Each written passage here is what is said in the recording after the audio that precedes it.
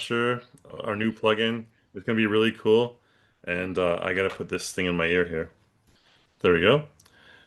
And yeah, so before you get into it, we're gonna send out a webinar invite to everybody who is joining this webinar right now. We're going to be sending you guys an email that has a recording of this video. So if you have to step away for a moment, if you have to go away for a moment, no problem. We're going to be sending you this video, and Michael's going to be talking to you a little bit right now about the AI video capture. And before we get into that, though, I have a few things to share. I just have to get to my email right now.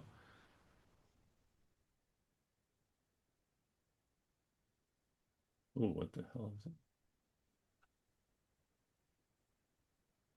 If you are a student or a teacher, I want to make sure you guys know that we are supporting you guys. We have a 60% discount for students and teachers right now on the website. I'm going to send this to you guys on the link right now. Let me just get on the website right now.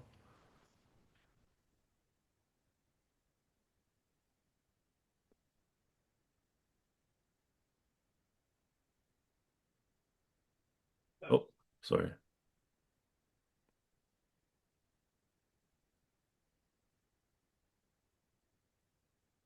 I'm going to put this link in the chat right now for everyone to know so you guys can find it and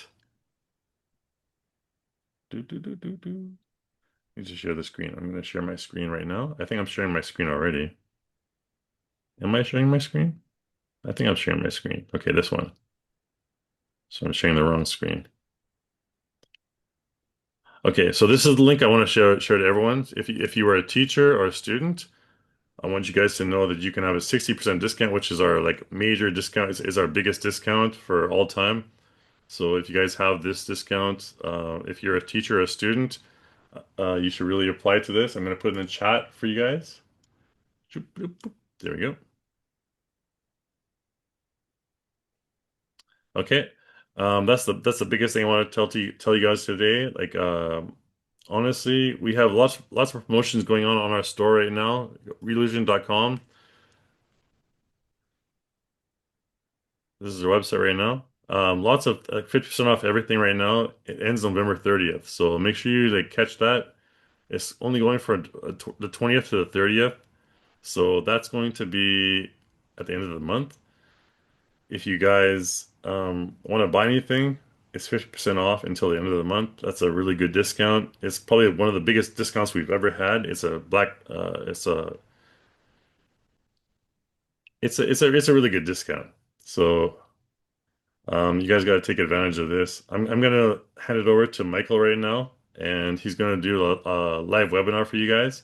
He's gonna do like a live demo for you guys. And if you have any questions, any anything you want to know about the webinar or anything you want to know about Michael's presentation or anything you want to know about Reolution, please let us know in the Q&A. We have a Q&A session at the end of today's webinar. It's going to be 10 minutes or 10 to 30 minutes at the end of the webinar. So if you guys have any questions, anything you want to know about today's webinar, Michael's presentation, please let us know. Put your questions in the Q&A. I see there's already a few questions there. So we're gonna get to hand it over to Michael right now. Michael, are you ready to present? Do you have audio and everything? I am, I think. Can you hear me? Yeah, I can hear you fine. Yeah. Yeah. I Good, know I good. know for Michael it's like 6 o'clock in the morning in Sweden, where he's from. Yeah, it's So still dark outside. props to that, yeah. Okay, you can go ahead, Michael. Okay, thank you. All right, so I guess a very quick introduction is in order. So my name is Michael Tiedtke. Um, I'm a pipeline TD in Sweden, in Stockholm, Sweden. Uh, I'm currently working with a team in Stockholm on a feature film, which will screen in cinemas on Christmas Day where we heavily rely on the Revolution software, like Character Creator and iClone. So it's been really fun to deep dive into all the tools and everything you can do with the Revolution tools. Um, Outside of that, I also do YouTube tutorials. I'm gonna share my screen here.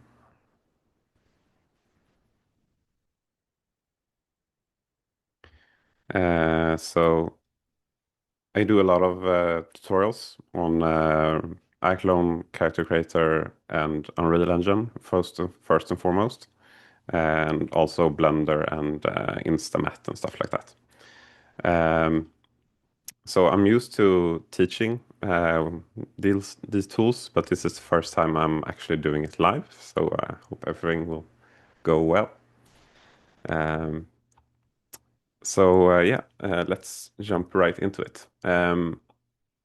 This is me wearing the same shirt and same clock stuff today.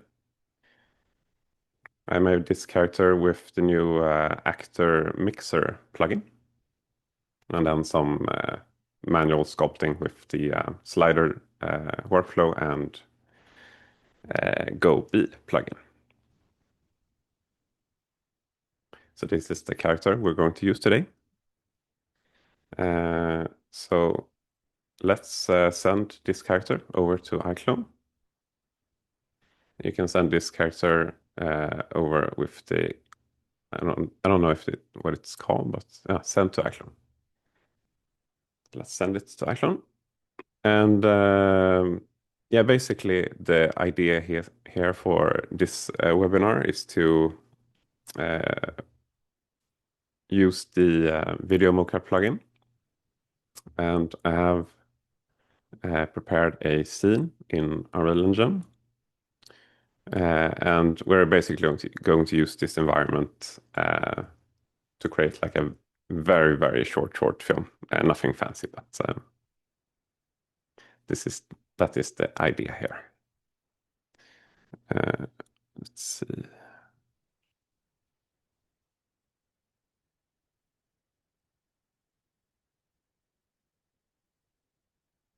Hmm, I do wonder.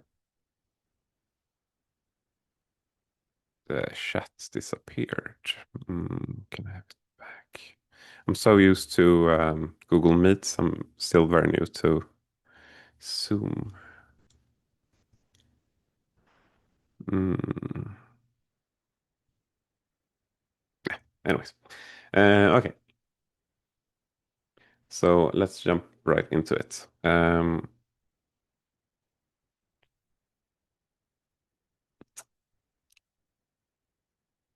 You can find the plugin up here under plugins, Video Mocap.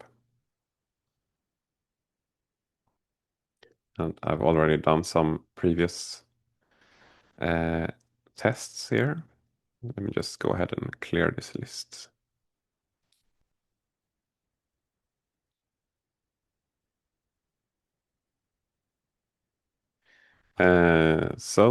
What you want to do is first record a video, and I'm going to show you some videos I've shot. Let me just bring them up 1 second.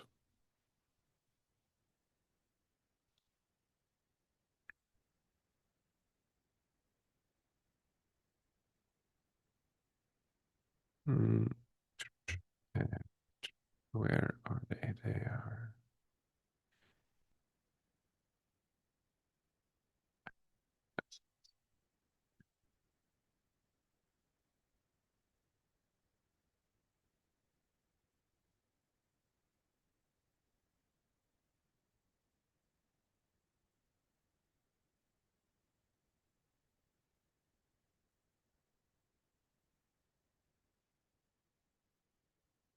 Okay, so here are the videos I've shot. Shot them for another short film to demo the Video Mocap plugin.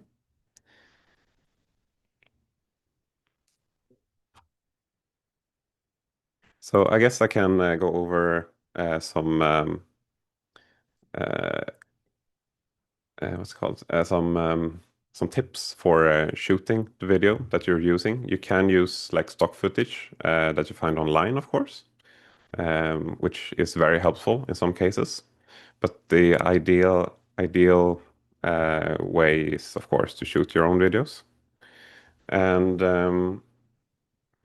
some tips would be to have a very bright video and use clothing that are tight fitting, so no loose garments. You want a very contrasty background. So here I have a white background, and that's why I'm using darker colors. But you don't want to use completely black clothes as well. You want the plugin to be able to detect each joint easily. Um, so this was my first test. So if I were to do this again, I would probably use probably jeans instead, or something brighter than these dark pants. But these clips turn out pretty well. So this is a pretty good setup for the video. You also don't want motion blur in the video, so the trackers can stay locked. And you want to keep your full body in the shot throughout the entire take.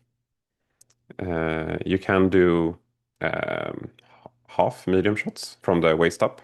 And we'll do, yeah, yeah, we can do an example of that as well. As well. Um,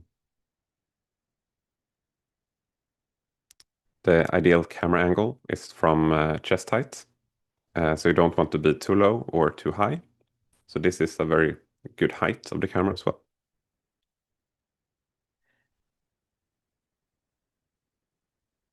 Mm. So here are some examples of like this is too low, and this is too high. So yeah, okay. In the Video Mocap plugin, the plugin itself is free, but you need DA points, and you can get them on the Revolution website. Um, each each generation costs 250 points, which is let me just see if I can. Um, each generation costs 250 points, which is $2.5. So it's very cheap for 60 seconds.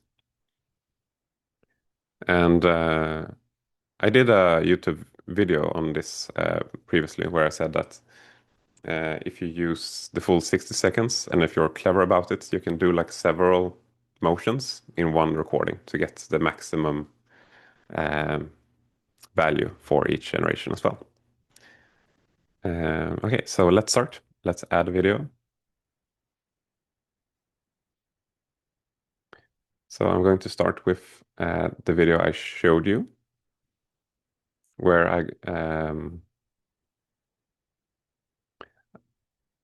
I walk up to the chair and then grab it and then sit down.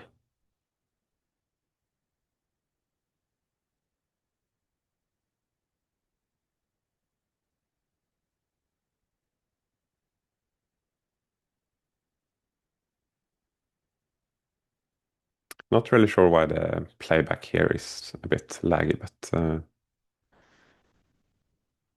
doesn't really matter that much. So in the plugin, You can edit the video if you don't want to use the entire video. Uh, because yeah, I guess you sometimes don't want the end if you walk up to the camera and stop recording and stuff. So you can trim the video clip down here. You can set the in and out points for the video that you want. You don't have to do a T-pose. That's just I'm used to doing T-poses when I'm recording with smart suits or in the optical mocap system we use at the studio. Oops, sorry.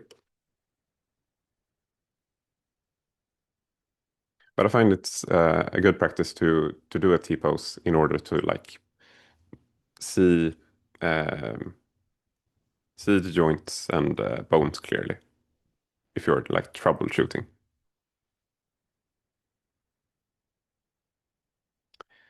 So when you've set your in and out points, you can hit this button up here, detect actors, and the plugin will very cleverly find all humans in the video.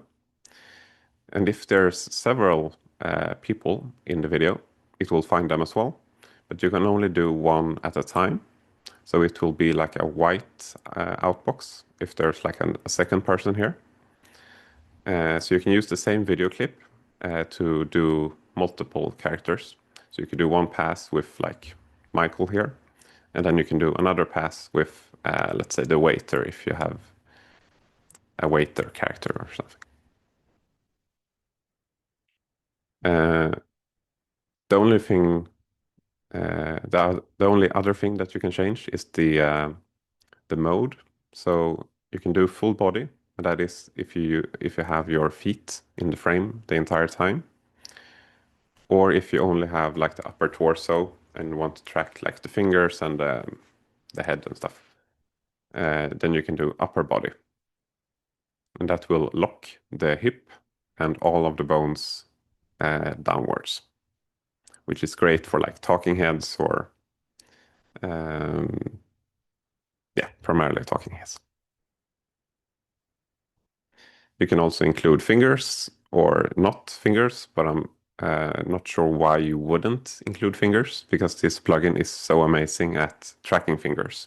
That's one of the main highlights. So I always include fingers, but I guess there are some use cases where you don't want to track the fingers. Um, and yeah, except for that, like you don't have that many other things to tweak. So it's a very easy plugin to use. So let's apply the settings. And when you apply, hit apply, the status changes to trimmed to indicate that you have like modified the clip here. And yeah, then the only thing left to do is to generate the motion. And you can, when you generate the motion, it will keep the video as a reference. You can apply it either as a plane behind the character, which is like rotatable, or what do you say, in 3D space. Or you could do it as a billboard, which will cover the entire frame, like a viewport background. I like to do plain though. So let's select the video and hit generate motion. And this might take a few minutes. Let's see here. So let's purchase this for 250 credits. And it will start uploading and preparing.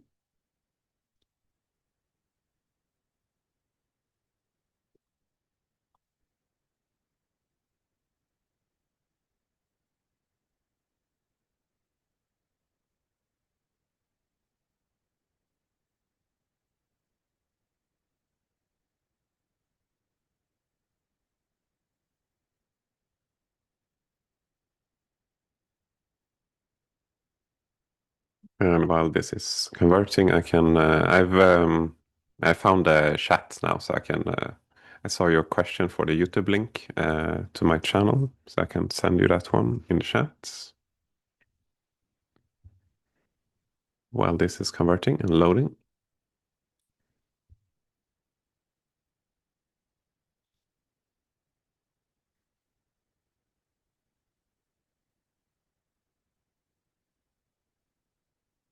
The conversion shouldn't take that long, just a few minutes.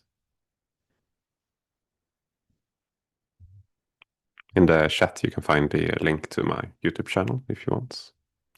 I think it was Slater Lewis who asked for it.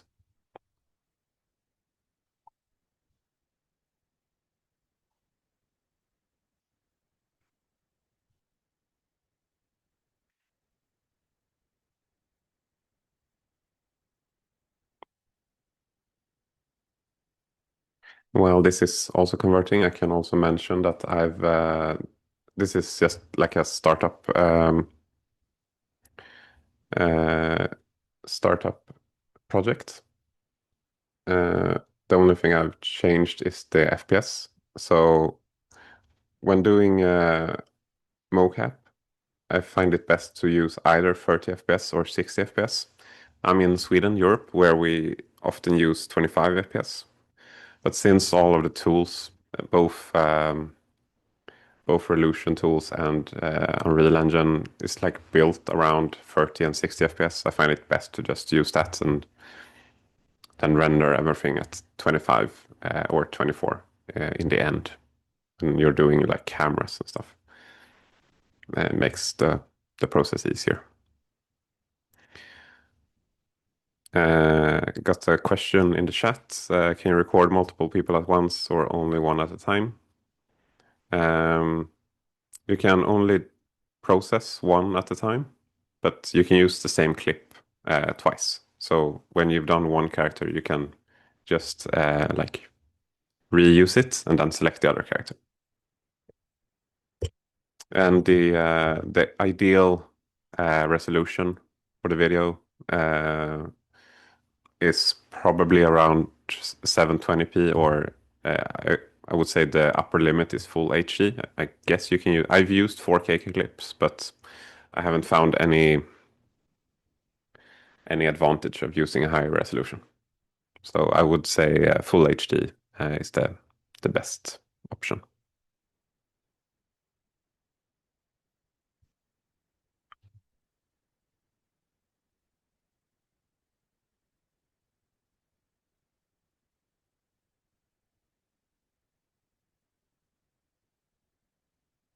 Let's see if this conversion takes too long, then I've already done this, so I can probably use the one I've already converted. I don't want to waste you guys this time.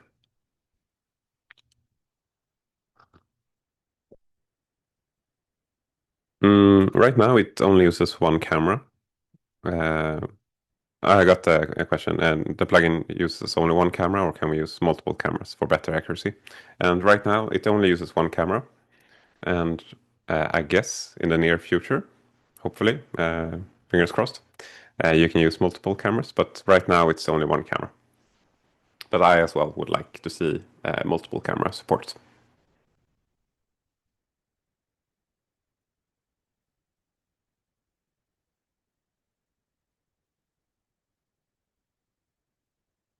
Uh, Also, while this is converting, I'm going to use the share, since in the video I walked up to the share and I pulled it out. So we can send a share in the meantime. So I'm going to use this share here. And you can use either the Live Link plugin to like right click and send to iClone. And that would probably be the best option, but to avoid installing the plugin right now, I'm going to just save this as an FBX. Let's see. Asset actions, export. Du, du, du, du.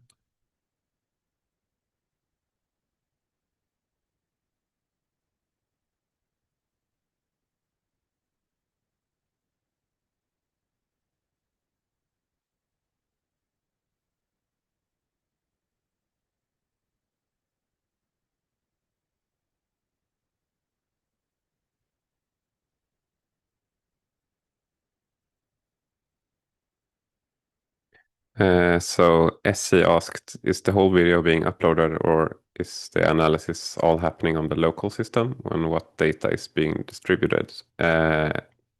Actually don't know this. So I guess Kai has better insight in that.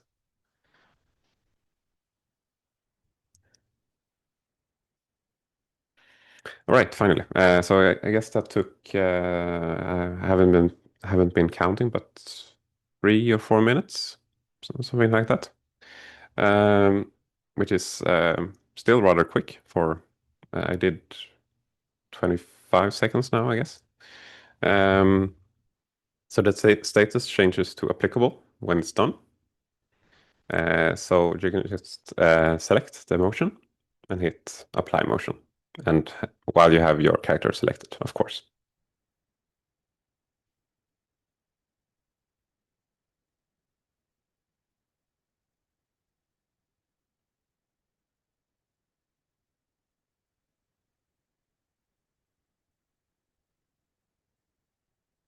So like I mentioned previously, this was my first test with the plugin. Oh, let me just close that. This was my first test with plugin when I shot these videos. So I would recommend you guys to probably not use such a big sweater as I did in this video here. That will probably give you slightly better results. Um, yeah, let's have a look at the motion that is generated.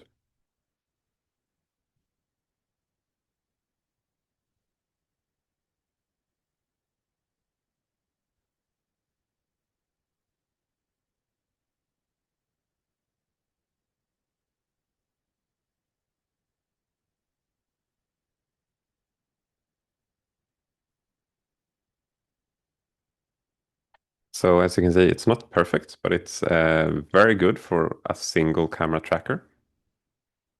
Yeah,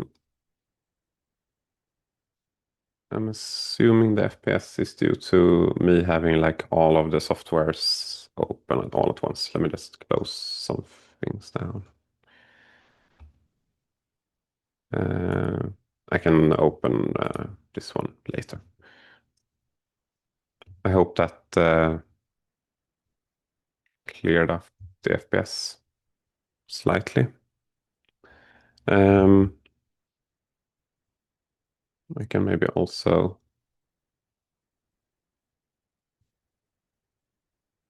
turn these off. I hope that helps with the FPS. I'm not really sure why this is. Yeah.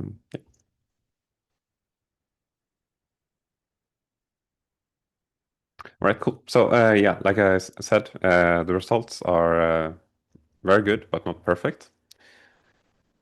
The thing that this plugin, the Video Mocap plugin, does extremely well, in my opinion, uh, especially compared to all of the other like similar video tracking tools, is the geo position in the scene and like foot locking. And all of the clips I've tried rarely has like any foot sliding, so I'm very impressed by that. And also the fingers. It tracks the fingers really well. Um, but yeah, there is some cleanup needed, as you can see here. And I've used both optical systems like the OptiTrack optical studio system, as well as smart suits from like Rococo and stuff. So I know that there is always cleanup needed, regardless how much the system costs or how good the tracking is. You always need to do cleanup when doing mocap. So there's like no getting away from it. Fortunately, iClone is super good um, at let's see.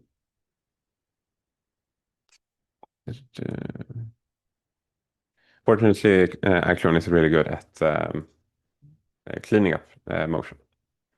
Uh, I'm going to see if I can do something about the the frame rate. So let me just stop screen sharing for just a second and see if I can find.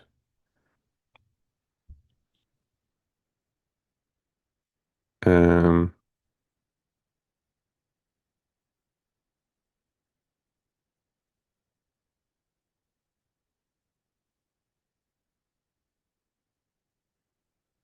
if anyone is used to Zoom, please let me know if there's like a way to lower the broadcasting resolution or something. Uh,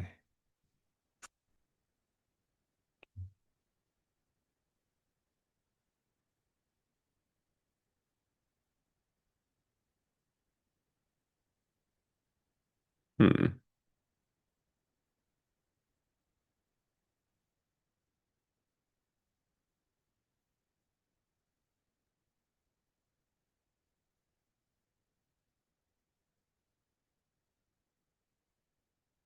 Share screen is optimized for. Right.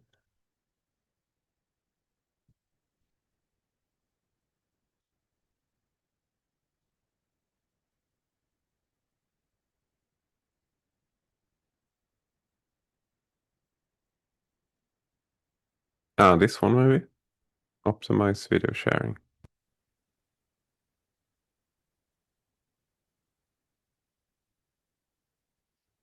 Uh,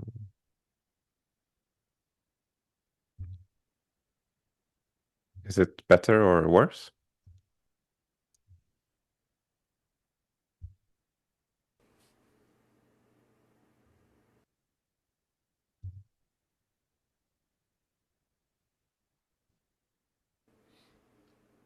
Okay.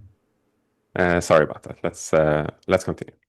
Okay, so let's bring in the chair. So I have something to grab. So I've exported the chair from Unreal. Let's just drag and drop the FBX. I would not like subprop unless it does. Sorry, it does LODs.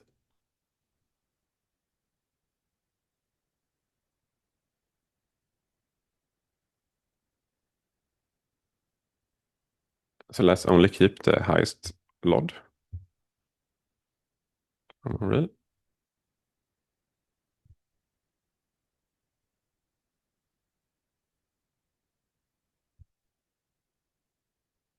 And I guess a good practice would also be to measure the share height of the real chair with the digital chair. So you know that it will match up slightly, somewhat at least. And going back to what I said recently, there is always cleanup needed when doing mocap. Uh, and after using Blender and Unreal Engine and Maya uh, and iClone and also tried Houdini, but I found that iClone is by far the easiest and the most fun to do cleanup in. So fortunately, we can probably clean this up quite quickly here. Um, so let's start with positioning the chair. So I sit on it, so it's in the right spot.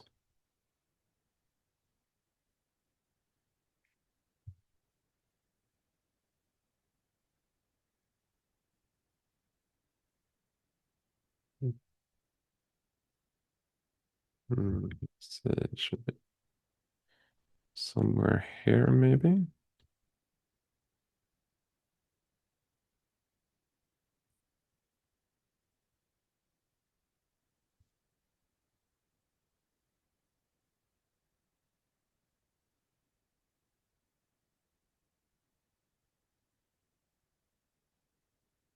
Mm, okay, so I grab the edge of the chair.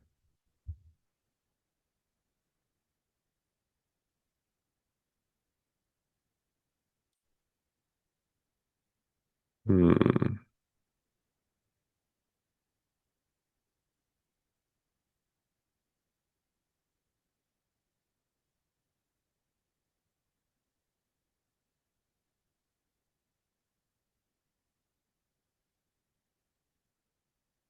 And then I'm just thinking here slightly where I should position the chair initially before we start doing cleanup. Um, there maybe. And then, yeah, that would work. Okay, so let's start with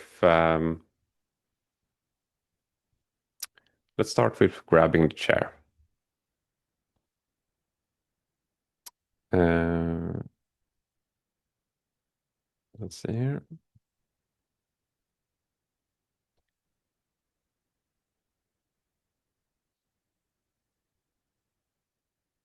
So as you can see, I move, and this is a time where it's very handy to have the reference to see what I actually did in the real recording. So the chair moves and like rotates.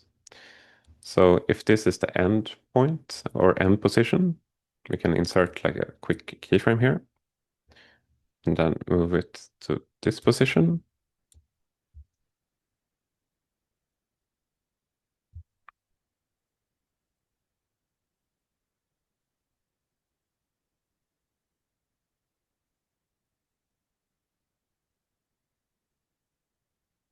And this could be better, but I'm not going to do everything perfect in this webinar here. Okay, so select the character. You can bring up the motion layer tool by hitting N on the keyboard.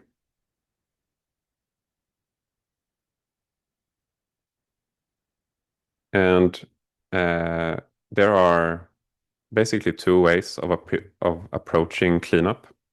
Um, I guess you have two camps. The first way is to do it non-destructively. And you can do everything non-destructively in iClone by using additive layers um, and like saving clips and all of that if you want. I'm more of a destructive type of guy, so I like to do it destructively because I think that fixes stuff quicker. And uh, yeah, it's probably not the best approach. I guess the best approach is to do it non-destructively, but I like to do stuff destructively. Just so you're aware, that's the way I'm going to show you guys. It's very destructive, just to keep that in mind. Um, and the way I like to do it is to basically fix a small issue part and then bake everything down and then keep iterating until I get the result I want. So the first thing is the grabbing um, position of the hand. So I'm going to insert a key where I think the motion is good, like here. Set the key. Let's toggle down this so I can see more clearly the motion layer keys. So we have a key for all joints. I grab the chair. Let's grab the chair. And let's see, the should be something like this, maybe.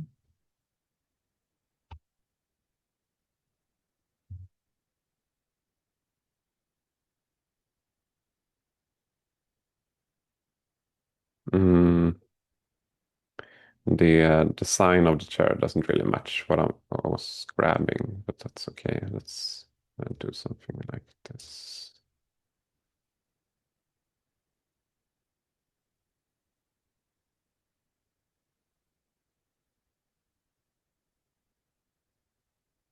Like I said before, at the start, I do a lot of YouTube tutorials, but when I do uh,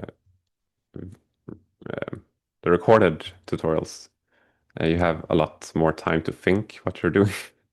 So I can feel the pressure of doing something live here. Let's see. I'm also a perfectionist, so that doesn't really help when doing something live, when you want it to be perfect. But I guess we have to prioritize time here. Um, That will do. Okay, so when I've done the fixing, let's uh, go a few frames forward, and then when I like release, I want the joints to go back to where they were. Then I hit reset.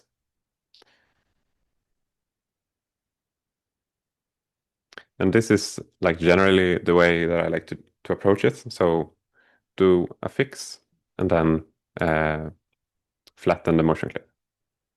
And that will destructively destroy the data. But I find it's quicker to do it that way. So as the chair is moving, let's keep the hand connected.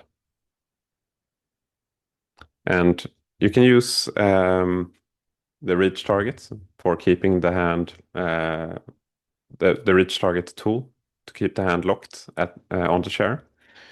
I like to do it twice just to keep just to get like better results. So I like to do first motion layer and then reach targets after that. So the motion layer is like crude place crude placement, and then reach targets is like fully locking the joint.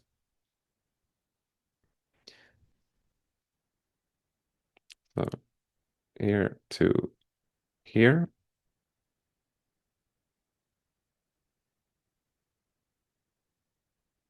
Let's see if I can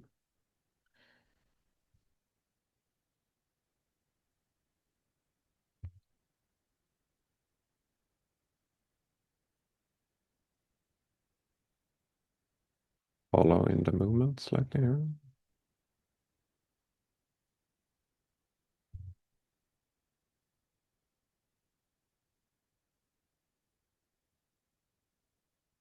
Mhm.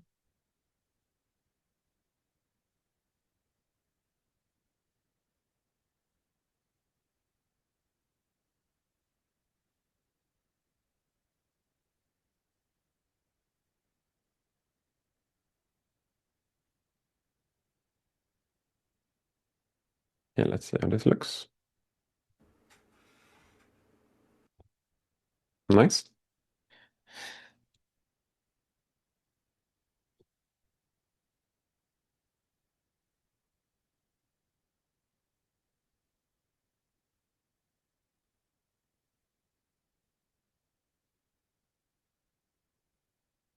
All right, so I'm planning on using a reach target in between here.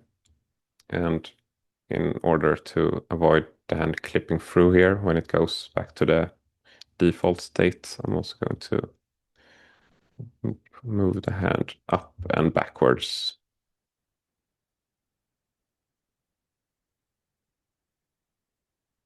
Exactly like that.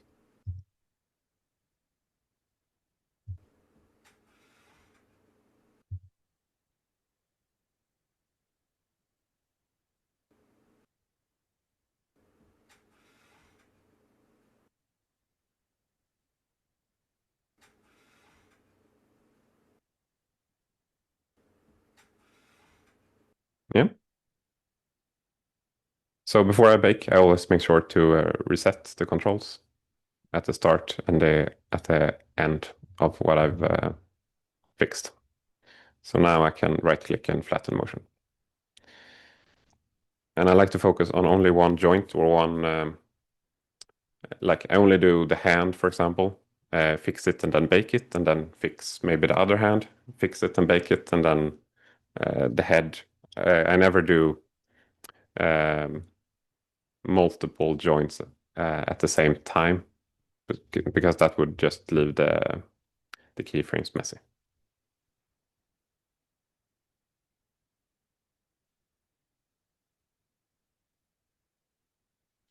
So now when I've done the motion layer, I can make it perfect by using the ridge targets instead. Or not instead, but as well. So let's see where I grab. I'm just gonna fix the drifting share. I'm not sure where that comes from.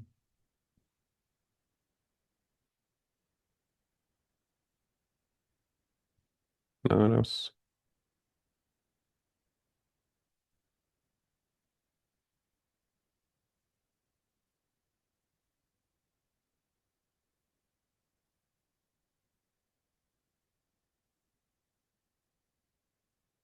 There we go.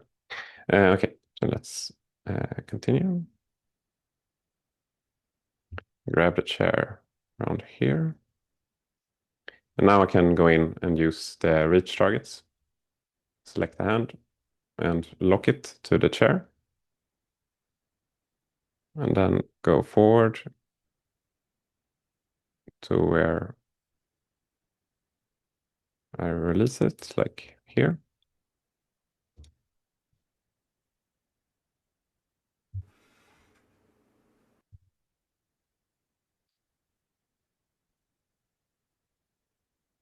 And to avoid its resetting to the initial state that quick, we can toggle down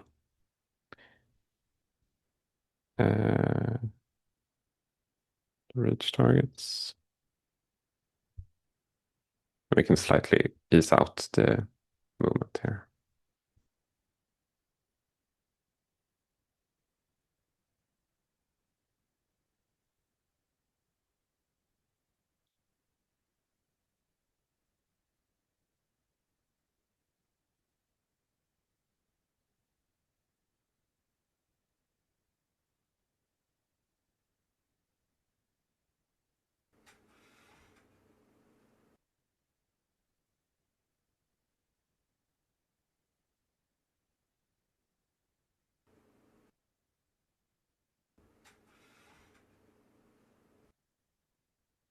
And of course, you can do this uh,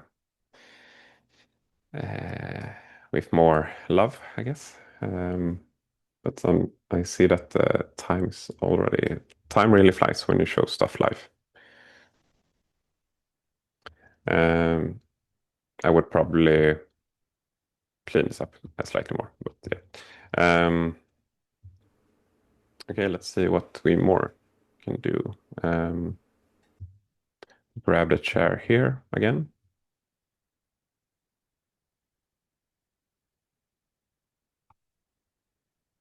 I feel like the part where I showed the video Mocap plugin was very like brief, but there's not a lot of things to show you with the plugin. Like you you ingest a video, uh, trim it, select the actor that you want, and then basically process. I mean that's the whole workflow of using the plugin. It's very easy to use, and there's not a lot of buttons to press. So that's why I went over it quite quickly. But let me know if there's anything else that I missed.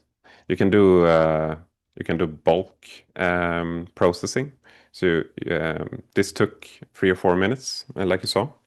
But you can upload 10 clips all at once, then trim them, the in and out points, then hit generate motion on all of them at the same time. Uh, so you can like go away and grab a coffee or something while they process.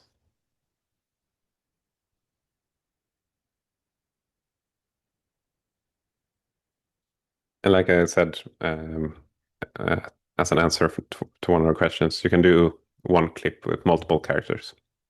If you have like you said in the comments here, someone grabbing another one's hands, for example.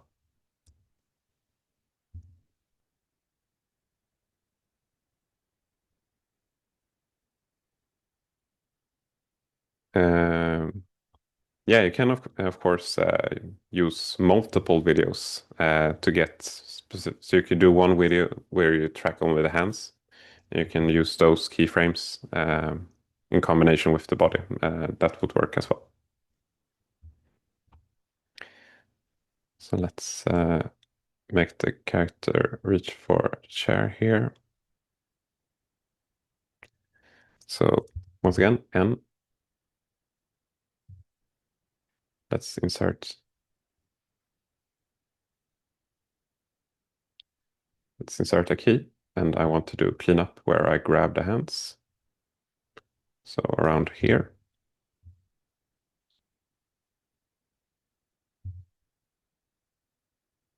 Hmm.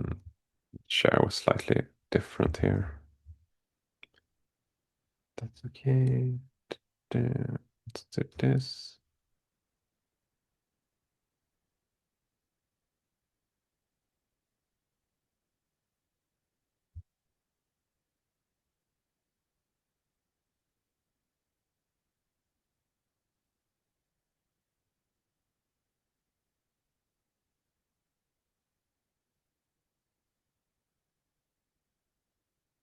I'm using the W key to quickly toggle between um, world orientation and local orientation for the gizmo.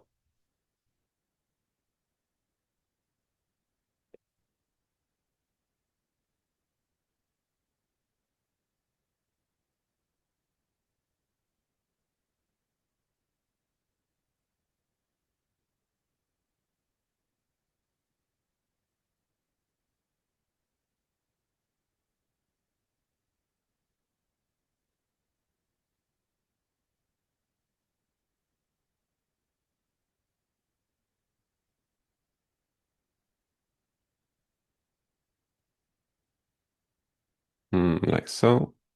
And then at the end,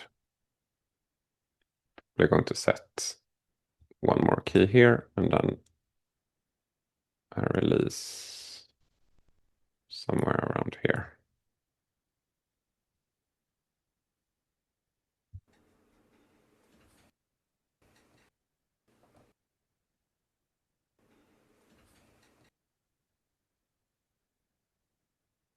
Let's bake this down. Let's move the chair from here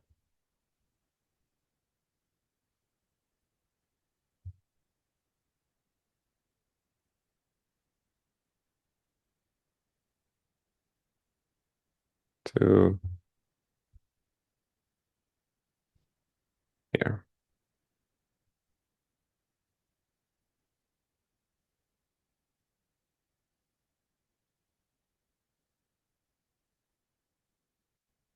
Um,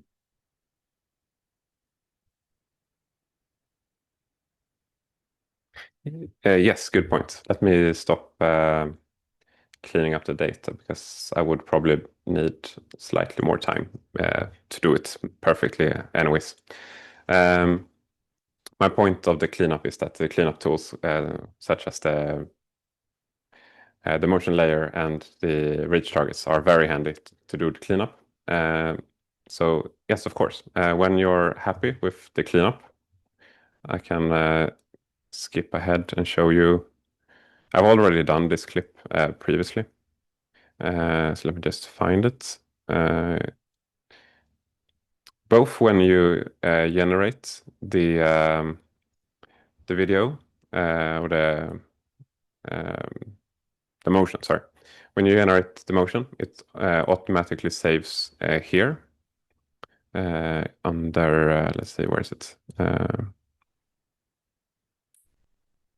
Under motion, it creates a new folder called Video Mocap, where it saves both the motion as well as no, sorry, I don't think it doesn't save the video background in this one. You can find the video background down here, I guess, under media and then video mocap, sorry. It saves the video here, so you can use it. I'm not sure not sure if it keeps the video plain. No, I guess it's only a video clip. But yeah, it does save here. So let's apply one of these. Oh, I don't remember the name. 1345.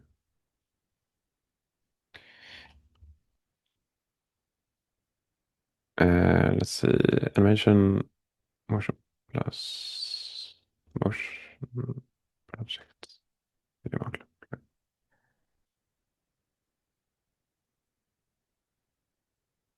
Let me, yeah, let's delete this one. Here is the same clip which I did clean up on a few days ago with another share though. So you can see, let me just hide this one. It's quite distracting.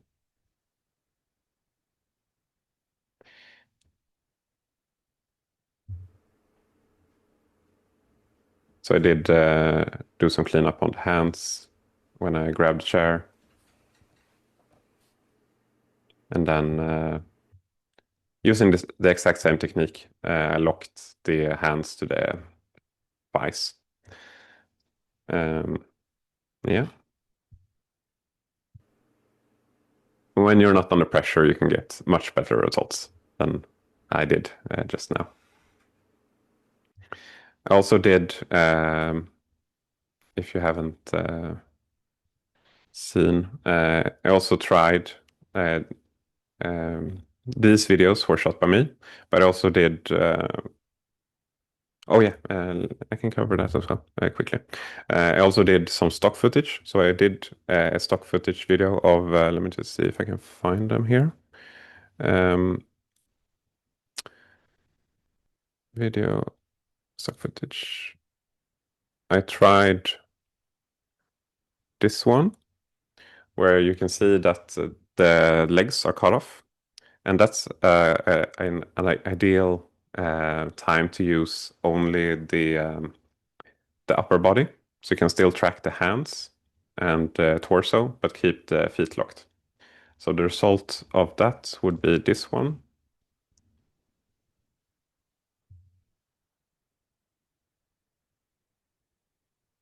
This is my cleaned up version. I will show you I will show you the source. So for this example, then you would uh, use.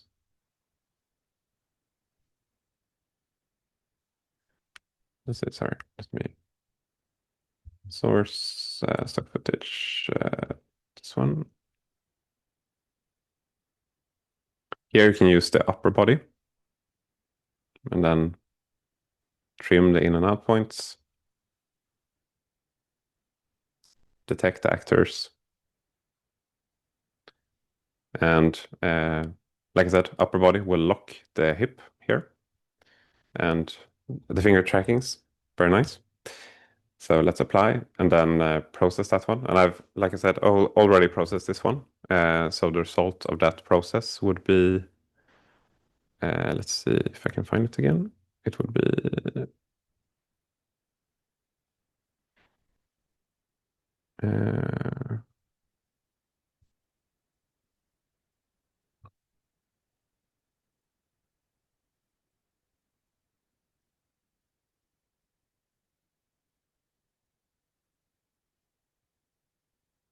hmm, oh, I think it was the one after this one.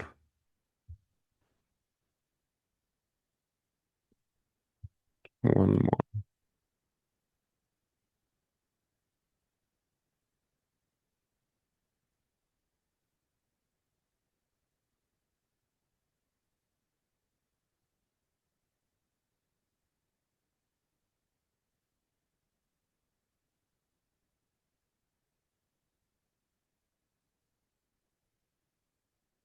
Which one is it?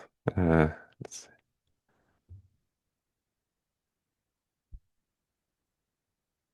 It should be one of these. I'm confused. Here we go. Okay, so this would be the result of the guy throwing the frisbee. So you can see that the hip is locked, but you're still getting the nice tracking for the upper body.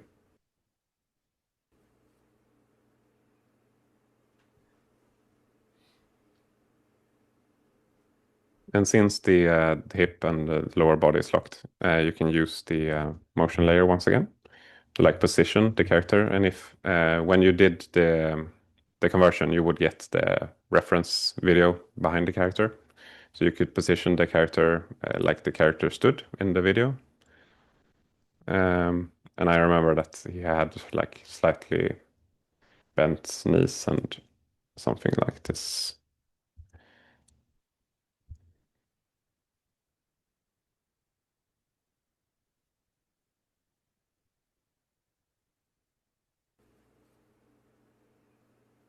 And this is way too stiff, so you can of course combine this with the other tools. So you could use like a motion puppet, for example. Oh, sorry, not the direct puppet. Uh, Grab the hip, then like do a slight movement, like something like this, perhaps, just to get some fluidity in it.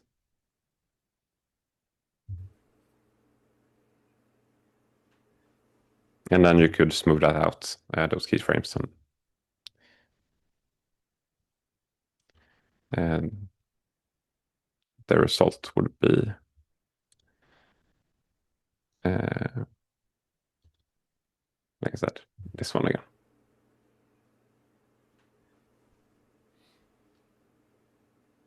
I can also quickly open up the actual main project that I had for this. So that would be uh, that would be a backup. So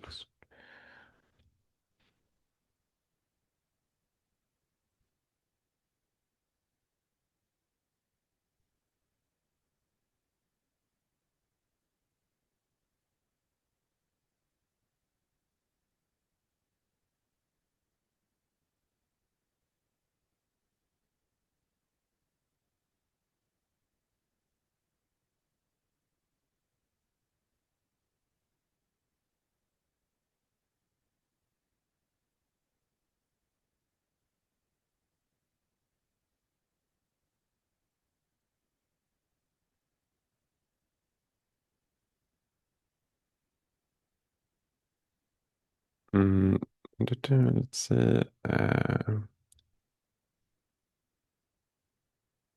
Characters.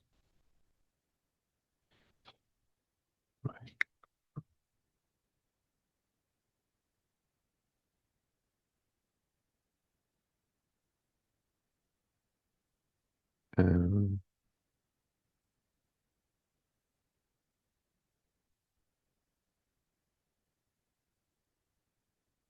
oh,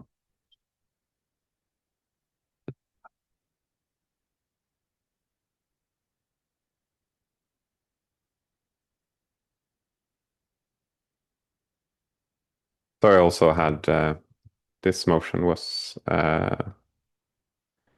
me throwing away the pizza that the waiter gave me. Um,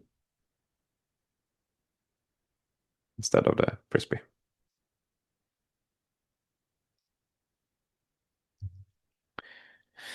Um,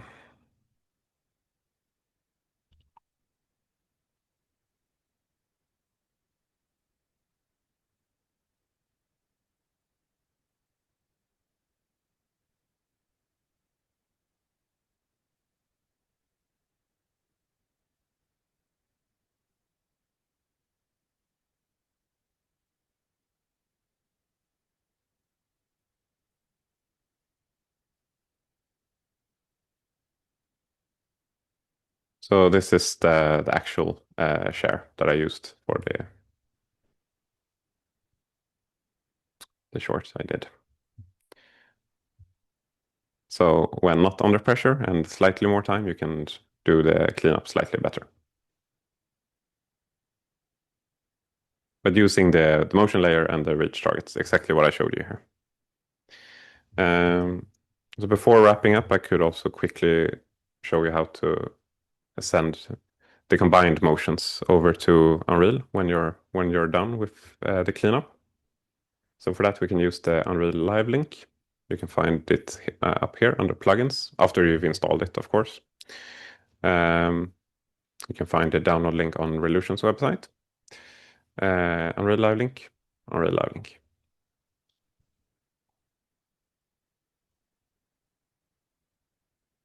And Let's see.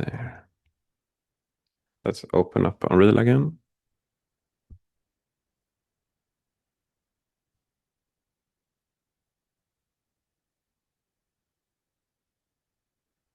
Let's see.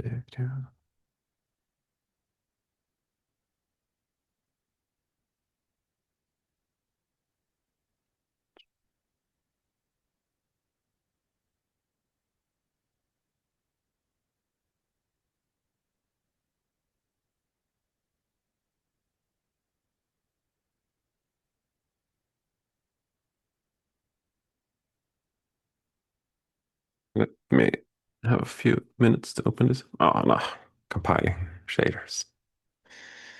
That's the worst.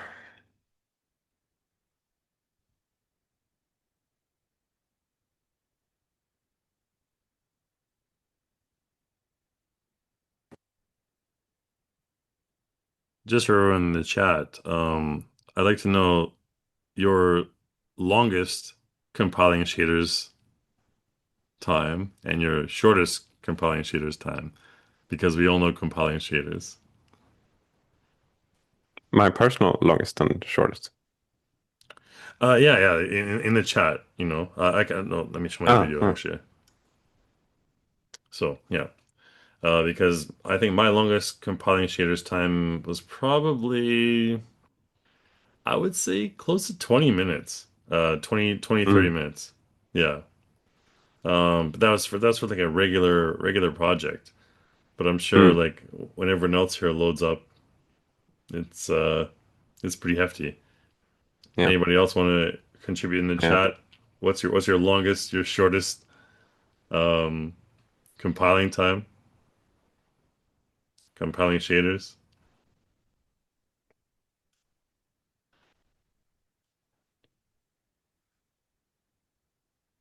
Yeah. ELS says 10 minutes or less is my usual. Yeah, okay. Yeah, 10 minutes. I mean, that's legit. Depends on your project, right? Yeah, it depends on the Mm. complexity. Like Christian just said, depends on the scene complexity.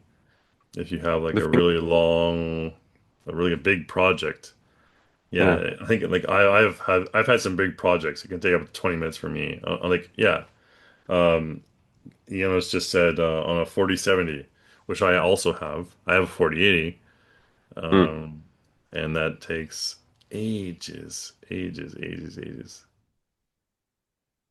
Oh, Nathaniel Then Punny has. Oh, look at Nathaniel Punny, the big boss over here has a 5090 and and a 9050 XD and 3D. that's one I thing wait for no to one. mention. I like it. One thing nice to mention is that the processing for the video mocap is in the cloud, so it doesn't really matter how good or bad of a GPU you have. It's Yeah, fair enough. Yeah. equally fast for everyone. Yeah, we just had a webinar a couple weeks ago that had we're doing all the AI processing and stuff. It was all in the cloud. So yeah, you can borrow other people's video cards. No problem. Okay, Mm. continue. Sorry. I just wanted to pop in. Yeah, thank you for it. Okay, so you obviously have to install the LiveLink plugin first. Um, let me know if you don't know how to do that, but it's very simple. You just copy the copy the files over from the plugins folder.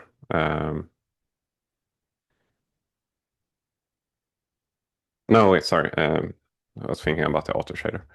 Um, so just to give you some context, what I've done here is that you can, of course, send the character uh, using the LiveLink plugin if you have it on scene, and then you can uncheck all of these, check only the character. So let's see, it's version 2. Um, but if you do it this way, you don't really have control over the export settings. So what I like to do is I like to export from CC5, so I have full control over the FBX export settings. You can of course export from iClone here as well. Um, and then in order to like mimic what the plugin does. I like to import the character into create a folder called RL content because that is what the plugin automatically creates. And then I place my character uh, in this folder in the same naming convention that the plugin would do. So the plugin still works after you've done it manually as well. So that way you keep the nice features of the LiveLink plugin, but you also keep full control over export FPS settings. Um, so when you have your CC5 character in here, you can instead select motion and then the range for the motion. I have multiple takes here scattered throughout the timeline. So we can set the in and out points using this button here. That will set the in and out on the current selection. So I have selected this clip here. So it will set the in and out points on that one. So you can jump in the timeline, set the in and out points very quickly. And it will reflect in the range here. Then let's bake all animations to sequencer. You can also use the timeline time code if you want, but I want everything to start at frame 0, so I'm not going to use this one. And then you want to transfer the motion from your character. Remember that you have to have the same name. So this is version 2. And just to make sure that you have Michael version 2 here. And then we can also grab the chair, which I interact with. And that would be this one, share 01 clip 1 under prop.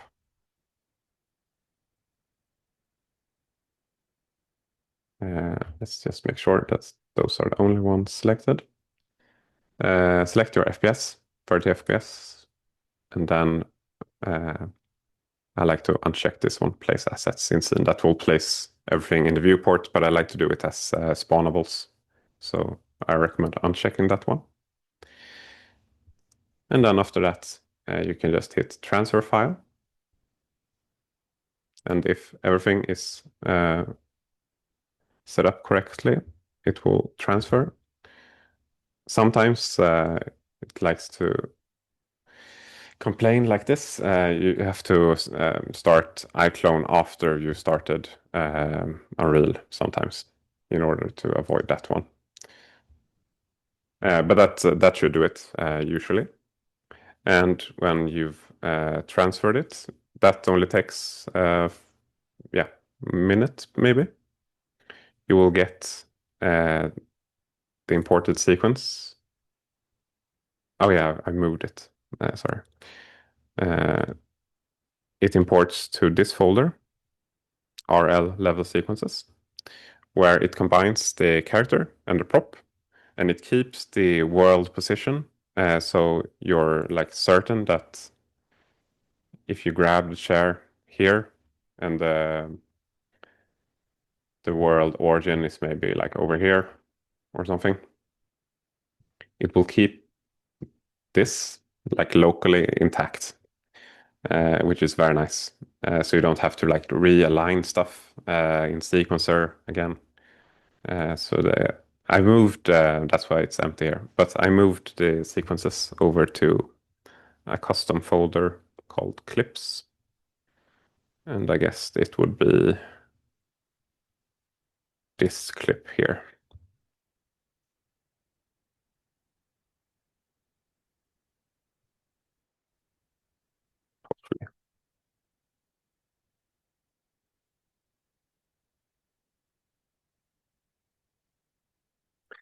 The strange thing is that I had this project open just a few days ago. So I'm not sure why it's like waiting for skinned assets and recompiling and everything when I had it open just recently. It's weird. I think during this time we can probably answer some Q&A if you guys have any questions. Yeah. Put your questions in the Q&A. Oh, oh yeah, okay, yeah. It's loading.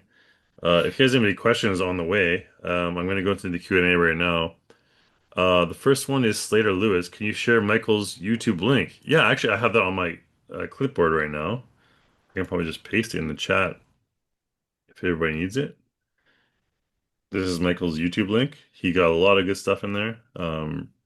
And I can also Really, mention that I did a video tutorial covering the Video Mocap plugin, where I don't fumble as much and perhaps go more into detail. So if you want to I want a summary of what I covered in this webinar, you can check that video out. It's 10 minutes where I show you basically the most important yeah. parts. Nathaniel says, "Don't fret. It's under pressure. It's a live Yeah, presentation. Live presentation. It's always easier. I should know. I do yeah, webinars and I do tutorials for Illusion. So yeah, I think that when it comes to live, it's there's always gremlins in the electronics. Uh, yeah, is the right term? Gremlins in the CPU. I don't know. yeah, Anyways, but we're still load. Are we still loading? yeah. It's still Yeah. loading. Okay. So we'll go to Philippe. Is it planned to have a one cost license of video mocap where you could generate unlimited mocaps without additional cost to create? Okay, so this is in terms of the sales of the AI plugin or the video mocap plugin. I'm not sure about that, but you can check the website. I can probably bring up the website right now, actually. I probably should because we're still loading. Um, reallusion.com. And it's got to be one of these promo things, right?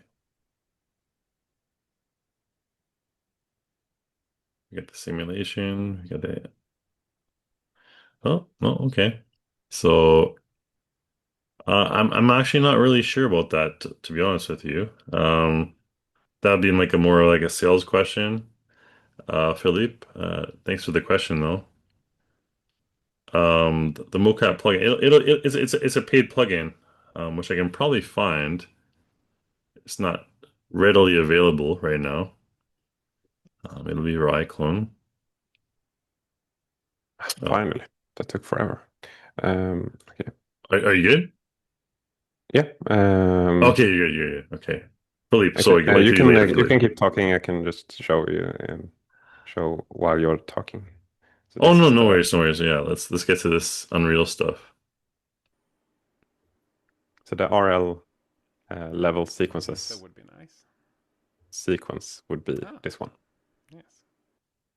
Okay, let's see here. Hmm? Yes.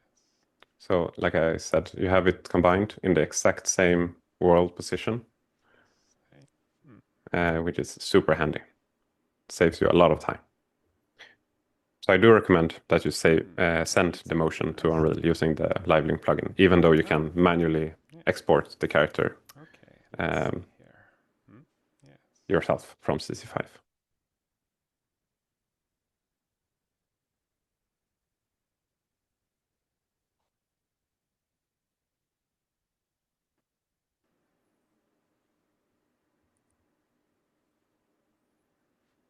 Hey. Hmm. All right.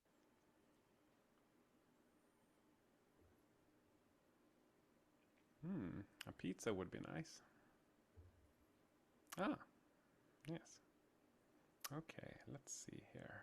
Hmm? Yes.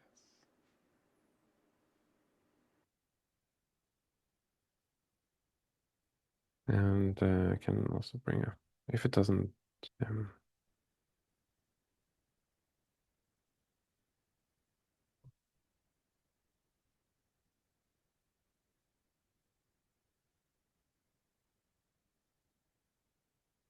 okay, this one loaded instantly. That's nice at least. And it's,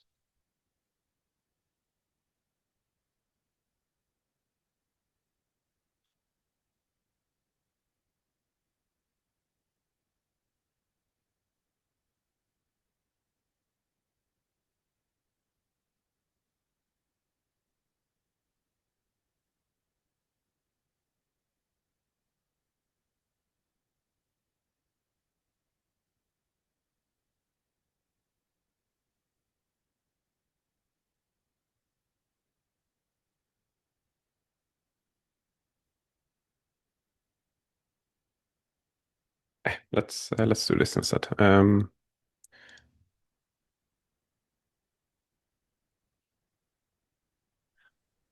Okay, to anyone, I put the link in the chat, the Video Mocap plugin. It goes by DA points, which are direct, what we call direct access points, which are compatible with US dollars. 100 DA points is like a US dollar. So however much you want to process, that's how much you pay on the link that I sent you. So just to make sure everyone knows. Sorry, Michael. Continue. No, no, no. I was gonna show the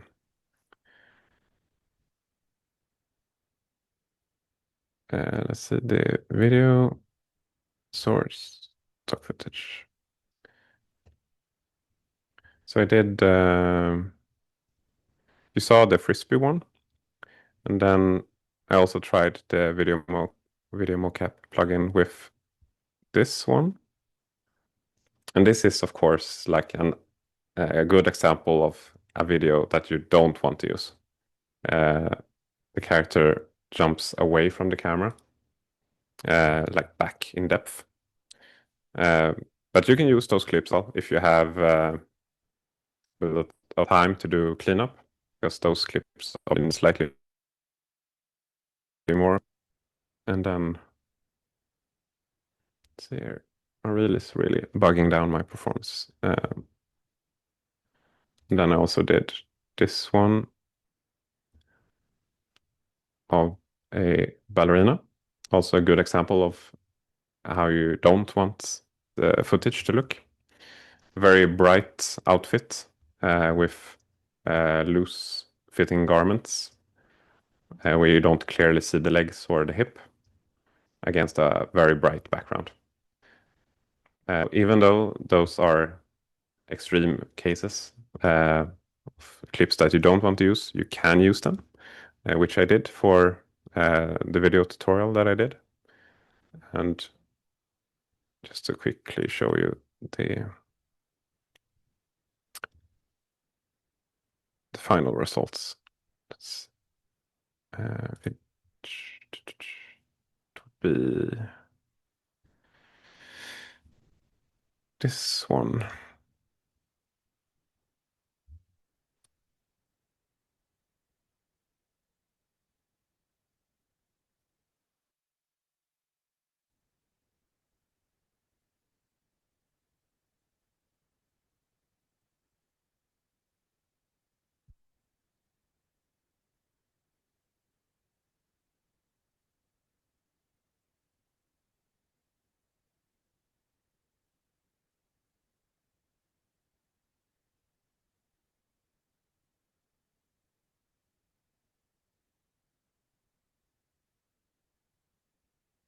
Wait.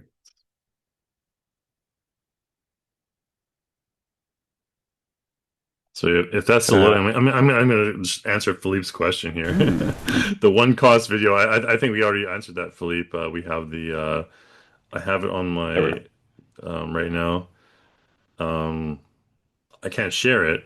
Well, I can share it, but just to let you know, the Video Mocap plugin, it's free for download. You can test it for free download. You can test it yourself. We have some webinars that we did last month that really tell you how to do the entire AI thing, AI capture, and it's $50 for 5,000 DA points. So $50 is like 5,000 DA points basically, and you also have the option of 10,000 DA points. So just to make sure everyone knows that, I'm gonna put this link in the chat window. Sorry, Michael, go ahead. And I was basically gonna show this is the final result of what I just showed you with the stock footage. So the first part here is captured by me in the living room with good lighting and good clothing and stuff, and then doing some cleanup. And at the end here, I have the stock footage shown here. The guy throwing the frisbee, the guy doing the backflip, and the ballerina in that sequence. So this is me standing up and then doing the frisbee clip, and then the backflip after some cleanup as well, and then the ballerina. So they're all doable if you have like the patience to do some cleanup. So all of this is done with the Video Mocap, Video Mocap plugin. So you can do an entire short film using only the Video Mocap plugin if you want. Yeah, Christian Morris in the comments mentions I know Chris, uh when the both feet are off the ground, it gets messed up.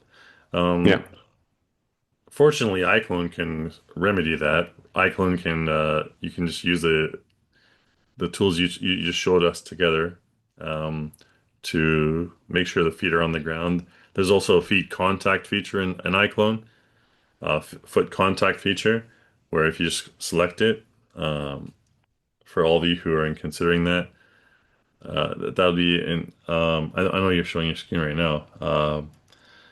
It's on the top right in the attributes, um, or the modify, I think in iClone it's called. But there's a foot contact checkbox up in the right, top right. Uh, Upright. yeah, top right. Do you In mean the in the modify panel, in the top right, the modify panel. Like right now, you're on the you're not meaning the motion correction tool or which? oh no, not motion correction. There's actually a simple checkbox you can check in the modify panel. Do you have a modify panel? Oh, sorry, go to Here. the animation one. Yeah, that's right there. Foot Yeah. contact, yeah. So for all of you who are concerned about that, foot contact, it'll contact the foot on the plane, and your motion correction is done right there. But like Michael just showed, there's also a motion correction tool for Yeah. if you have like foot sliding for walking and stuff like that. That's great. Yeah. Mm. But this is always I always have it on by default, just Mm. because yeah, the IK will help you a lot. Mm. Yeah, I also think that I usually have it on default. I'm not sure why it was unchecked. Yeah. Um, Yeah. And sometimes there's a hand contact button too. So if you're walking on your hands, you know, you have the hand mm. contact button as well. All right, let's get to the next question. Enough of this shenanigans. Thanks, Philippe, for the question. Next question is from Nathaniel. Does a high resolution camera provide better results for motion capture? Is FPS a consideration? Nathaniel, I'll give my input first, and then I'll let Michael give his input. Mm. When it comes to motion capture, it's a really difficult situation because there's 24 frames per second, which is the normal frames per second, 30 frames per second, which is like what iClone uses, and they also have 60 frames per second, which is what The Hobbit. I'm not sure if you guys know about the Hobbit movie, which is one of those. If you look at it, it seems too fluid. So that's 60 frames per second for you. Um, but honestly, higher frames per second giving better motion capture? Not really. It's all processed in the same real-time state, and then it's delivered to your whatever you like, motion builder, Mobo or Mobu, sorry, or iClone. And yeah, like Michael, what's your thoughts? Um, I shot the videos I used here were all in full HD except for one clip. I think it was the one guy throwing the frisbee was in 4K, uh, and they were all in 30 FPS. Um, 40. and 30. Oh, 30, sorry. Yeah, sorry, 30, yeah. And I would say I haven't tried lower resolutions and I haven't tried higher resolutions, but I guess that full HD or 720p is the Yeah, and ideal. resolution. Generally, if you want like a super stylized type of production, you're going to use like a higher frames per second. But Mm. like Michael said, just 30 frames per second is a standard. So yeah. Thanks for the question though. Nathaniel, oh, that was Nathaniel. Philippe, another question. Do the mocaps animations obtained with mocap videos can be stored as animations inside? That's a If complicated you're question. if you go upwards, I think I've already answered some of the questions. You answered Philippe's question on text or Uh, yeah, the answered? one with if it saves to the content browser. It looks like you answered Nathaniel's question. But Philippe's Okay, second sorry, question was oh, sorry, sorry. it was about Nathaniel, or sorry, Philippe this time. Yeah, everything. iClone has a default directory. This is a common question I get. It's like, where do I find my files? Where do I find my animations? You dictate where it goes. You can find out where it goes. There's a basic iClone tutorial which talks about the UI of iClone, and I encourage you to check that out to determine where your animation goes, where your custom animation goes. Yeah, that's all I can really say. We also have anonymous attendee right now, which talks about we should be able to use Cascadeur's data too, since it's a pro sports video motion footage in the motion data. Yeah, I mean Cascadeur they have a different format, so I mean when it comes down to it, we all generally agree on a format when it comes to the CG and 3D realm. We all generally agree on a format, which is FBX right now. Some geniuses came up with FBX. Fantastic people. Yeah. They put they put our industry forward many years with the FBX format, standardized format. Um, But in terms of your question, anonymous attendee, I can't really say that there's no plans to harmonize our format with Cascadeur. It's a fantastic program. It's great, but we have no plans for that right now. Um, sorry, but let's see. Next question: is the video being uploaded or is it being analyzed on the local system? Okay. Is the video being uploaded or is it being analyzed on the local system? My concern is about the file size and compression of the clip. Do you have codec and data recommendations for the video file? Well, that's a very technical question. SC, like honestly, that's a bugger, man. When it comes down to the technical specifications of the plugin, I'm not really sure. Like I'm a stupid marketing guy. So I can't really say that much about it, but I know we have some Relution staff listening in. Maybe some Relution staff. We have some technical um, people listening in. Maybe you guys can answer SC's question, um, and we can get back to that. But yeah, I think that's a very good question, SC. A very relevant question in terms of your computing capacity. Um, Yeah, I'm not sure if any of the Reillusion crew are listening in. We normally have an engineer and a marketing person listening in, but SC has a very good question that I hope could be answered. A technical question. We'll get to that later. But anyways, next question is from Chris. What happens if iClone crashes and you can't recover? Do the motions from the plugin get stored in the cloud, or do you lose them unless you save them as a collect clip? Oh, Chris. I know Chris personally. Um, yeah. I could quickly chip in and say that if it doesn't fully uh, processes, it doesn't withdraw credit. So Oh, yeah. one of the Credits. Yeah. first one of the first generations I did failed because of my internet connection, and so it didn't. Yeah, it didn't cost me anything, and I guess the same thing would happen if iClone crashes for some reason. Hmm. And one really nice thing I must say about iClone is that even though iClone crashes sometimes, if you have a very large scene with a lot of complex characters, which we do have for the feature film, for example, uh, iClone always recovers when you reopen it again. So I have never worried about losing my work when using iClone. Yeah, it does have a good recovery system. iClone and Character Creator both.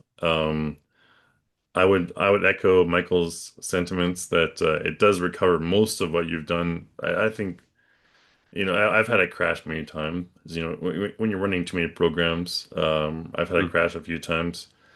Um, but it does recover within, I would say, within 10 minutes of what you last did. I'm not sure that technical specifications exactly, but yeah, it's around there for me. All right, let's go to the next question. We have still have that question from SC. Does the quality of the character, um, colors, mesh, face details change from character creator when export to iClone 8 or iClone 8 or Unreal Engine? Okay, so Philippe, this is something I'm very familiar with. When you export characters from iClone or character creator to Unreal or back and forth, they're always going to be the same shaders. They're always going to be the same materials. We have a auto setup plugin for Unreal. If you use Unreal, auto setup plugin is absolutely amazing. It Mm. saves you so Right. much time. You don't have to reassign the shaders. You don't have to reassign the rigs, everything like that. It's all. I'm not sure if you watched the last webinar I did, but it was talking about how metahumans and iClone CC5 characters are basically the same thing. You can transfer body parts, you can transfer hair, you can transfer anything, emotions, everything like that. You don't even have to retarget anything. But I think your original question was, yeah, about the colors and the shaders. Yeah. Um, Character creator to iClone, same. It's all the same. Character creator and iClone to Unreal, it's all the same. It's all about your lighting. It's all about your shaders. Um, yeah, there's a lot of stuff to go into there, but that's for another Mm. webinar. Nathan Reynolds asks, will there be a standalone version of where you buy the software for one-time fee? Okay, so very good question, Nathan. For all of you who are not aware, Reallusion is one of the last bastions of in the software realm where you can actually buy your software and you can own it. There's no Mm. subscription fee. And I've personally fought for this for a long time, and that's why it's maybe partially why Realision has just been you buy it, you own it, right? And you own it like iClone and Character Creator. We have a turnaround for probably about 3 or 4 years to the next version, but until that version, you have all the new updates. Everything is free, no problem. I know there's a lot of people online complaining about this or that, but I've always felt that you own it. You have a project, you own it. You don't have to pay monthly Mm. fee. I've always felt personally that's my jam. So Yeah. yeah, Same. you agree, Michael? Yeah, I agree.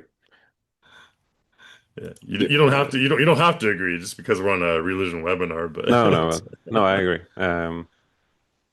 Like I'm using CC5 now, but I feel like I could I could use CC4 for quite a long time as well, well, I mean, since I have already bought it. CC5 is right now. It's like this year, 2025. So you're not going to see CC6 until 2027. 2027. So, I mean, Mm. I think for a few $100s is a good investment. Anyways, that's just Yeah, me. very. We'll go to. No, I don't want to fully be agree. such a Fully agree. sales guy, but Mm. I think it's pretty legit in my head. Anyways, okay, we'll go to the next question from Christian. Oh, Chris again. Okay. Can I Okay, just that's ask where can you see the Q&A? I can only see the chat. you should see there's a Q&A tab where you see the share tab and the chat tab beside chat Ah, and Q&A. okay. You see okay, you see it Yep, there? Okay, cool. I Yeah, found it. Yeah, thanks. gotcha. All right. We should be on the same page. Mm. Nathaniel asks, are the motion capture animations stored locally so you can come back to them, splice them out, and reuse them later? Yeah, Nathaniel, they're all stored locally for sure. Michael, maybe you want to talk about your workflow in terms of like where you store your mocap? Yeah. So for this project here, let's select this one again. Um, so in the content browser under custom, you have animation, then motion, and you have motion and motion plus. Motion plus if you have face, body and face, and motion if you only have body. So what I like to do is that I like to create a projects folder, and in the project folder I create a folder for the date of the project and then what the project is called. So after you've done the cleanup for the first clip, for example, you can set the in and out points, and then you can just simply save it here. Let me just uncheck the box and pen. I like to try to keep nice thumbnails as well, so I like to keep the scene minimal when I save stuff. So set the in and out points, and then save. And depending on, like I said, which um, tab or folder you're in, it will automatically find. So this was a motion clip because I was in the motion folder. So if I would be in the motion plus folder, for example, it would um, select motion plus instead to save both the body and the face. So let's go back here. And then naming is up to each one, I guess. I like to do the project name. So this would be the webinar, for example. And then usually before I record mocap, I always have a shot list so you know what you're doing. I usually do those in Google Excel or no, sorry, Google, it's called Google Sheets. Sorry. Um, and I try to follow the same naming conventions throughout. So if this was clip one, for example, so I saved my video file when I recorded with my web camera as clip one as well. So I like to be consistent. So this will be clip one. And then maybe you have multiple takes of the same clip. You do something wrong and then you try again. So this would be take two, for example. And you can embed the time code. I guess you have to correct me on this one, Kai, but I guess this is only available if you have the timecode plugin. Yes, that's Uh, unfortunately, yeah, that's a time code plugin for mocap. Yeah. yeah. Okay. Um, but most of the time, I like to start uh, my clips at frame zero, anyways. So I usually leave that unchecked. You just hit OK, and that will bake all constraints and reach targets and whatnot you have for the in and out point, and then save it as a motion clip here, which you can reuse later. Okay, so that goes So into my next question from Chris, Christian Morris again. If you use the same video but use multiple in and out cuts from the same video, does each in and out count as a full video and have to pay 250 for each? So it's 250 for each generation. So So I would recommend if you have if you're smart about it, you would do like you could fit three clips into one yeah, generation. Like you have one walk cycle, for example, and then you stop and do a waving animation, and then maybe you have a ballerina spin at the end. And you could use that full video, generate 60 seconds, which is the max limit, and then you could chop that up into three clips after you've generated it. so you split after. Yeah, okay. Yeah, Split after. Yeah, yeah. be smart about it. Don't give money to the man. Illusion. All right. Next question from Mitsela Brenda.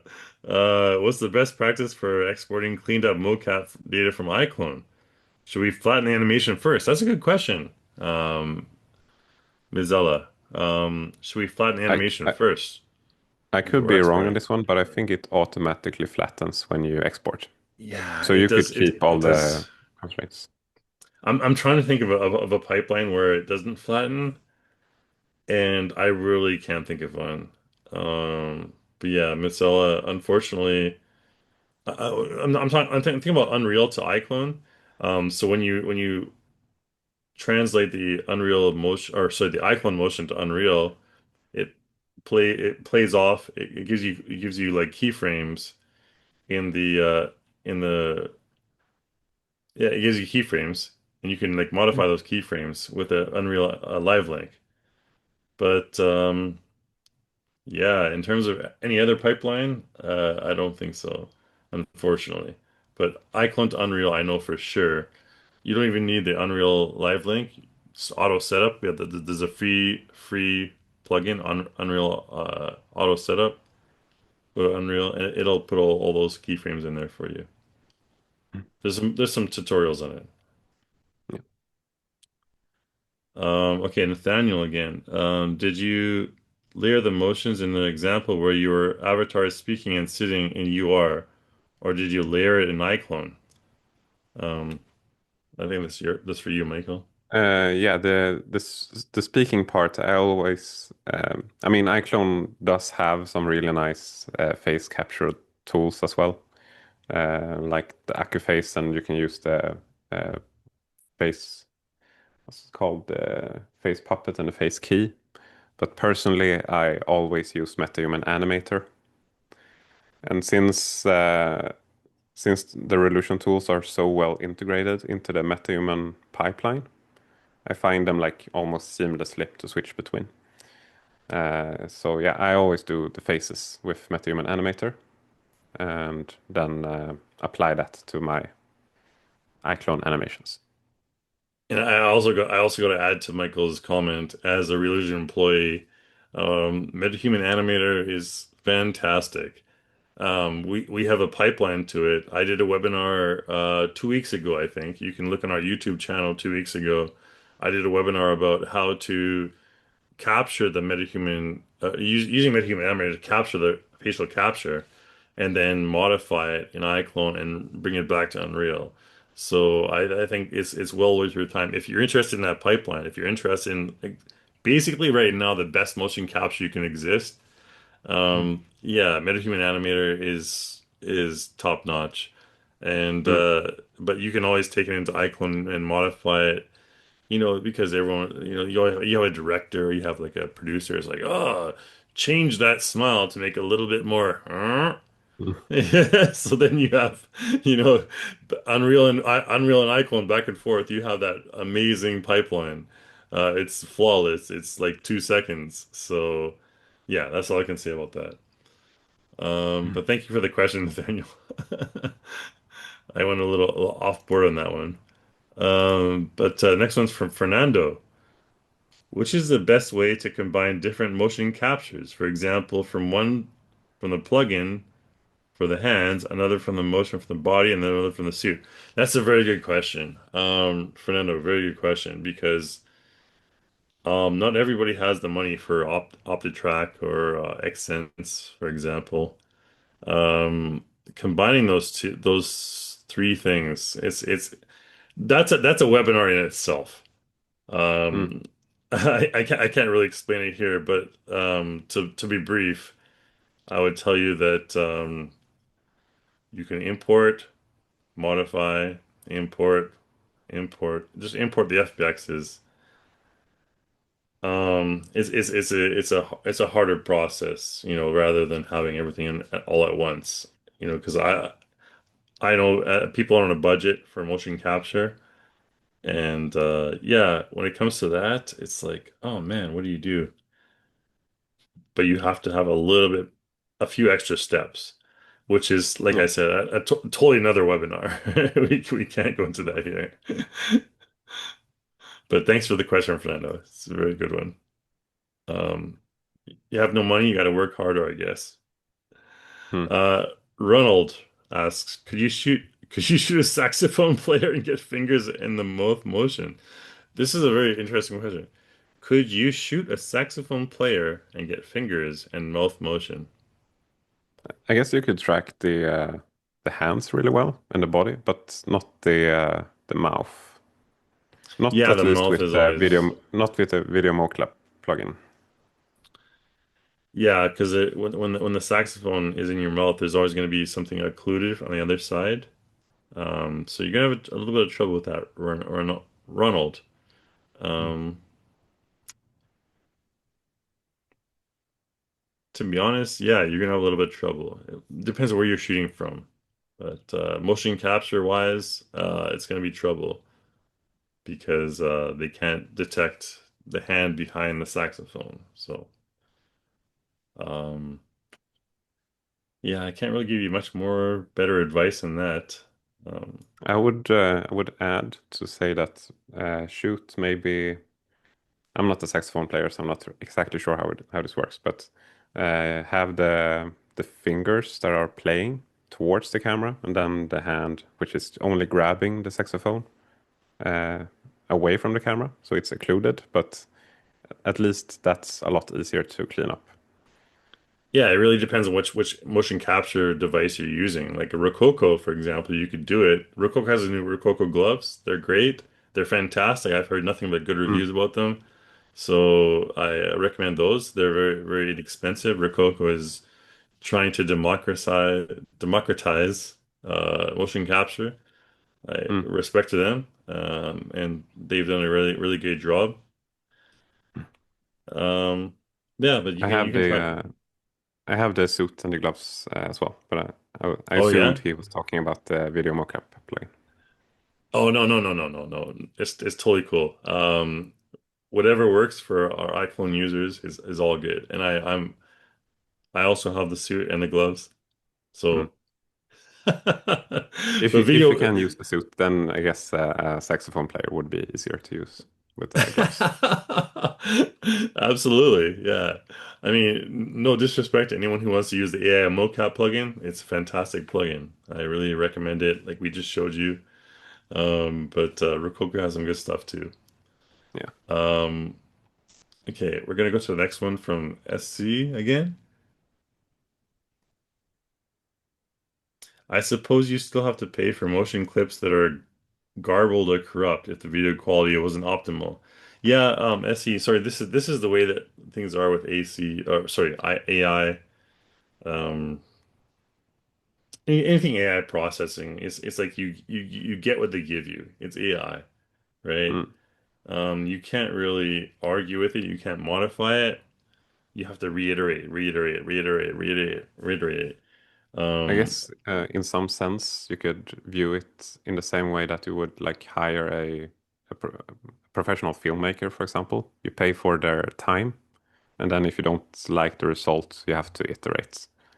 Yeah, very good example. Very good example. Like when you're in a professional environment, the producer's like, "Oh, I don't like this. Can you move it like an inch to the right or a foot to the right?"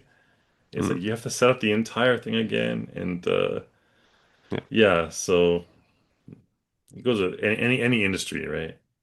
yeah. AI and also traditional film industry.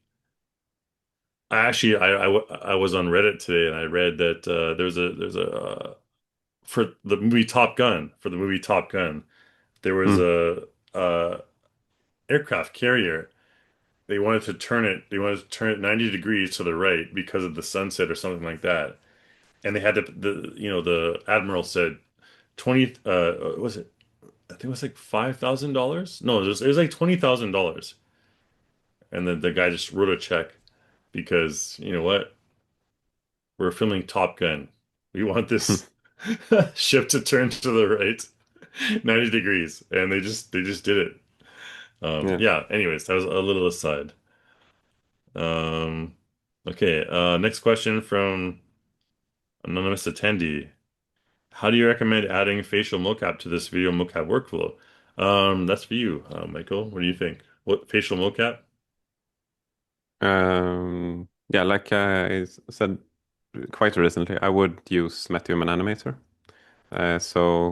I covered that in the video tutorial, which I talked about previously. Um, so after doing the body, I always do body first and then face. You can of course use combined, but I find it easier to focus only on body first and then do faces. Um, I would send it to Unreal with the Unreal Live link. Then I've closed Unreal now, but using using MetaHuman Animator, I would watch my performance and then capture what I see, basically. Interesting. I'm very interested in that because my actually workflow is a little bit opposite of that. I tend to do the Face body first and then first. body. Yeah, Mm, yeah, exactly. Um, yeah, I guess each one has their own preference of doing yeah, things. exactly. There's no correct way. There's no correct way. It's all up to you. Yeah. Yeah. Okay, next question.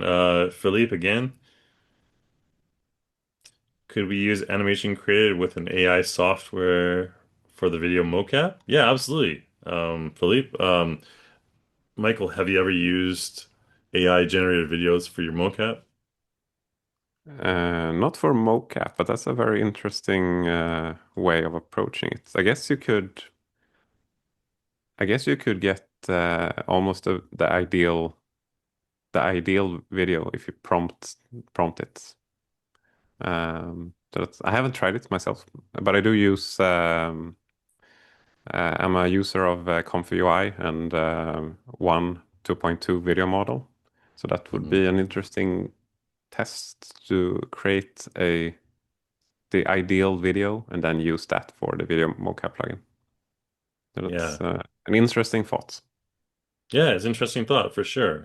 Thank you for that comment. I think that right now we're in a flux. Our whole industry is in a flux. I don't want to comment too much on it, but yeah, I personally believe in incorporating AI into the workflow, Mm. but not producing the final product. But I encourage that using it for the menial tasks. Let's not get into that right now. Anyways, last question from SC. A general iClone mocap question. Can you mix and match mocap clips on the same body?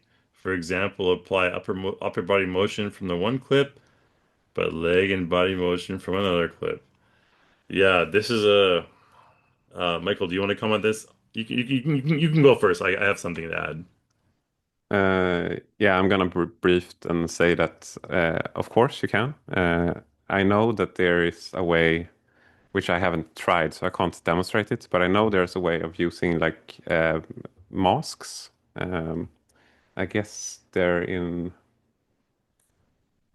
Maybe you can help me on this one if you know, but I guess they're Oh, in the like. masks.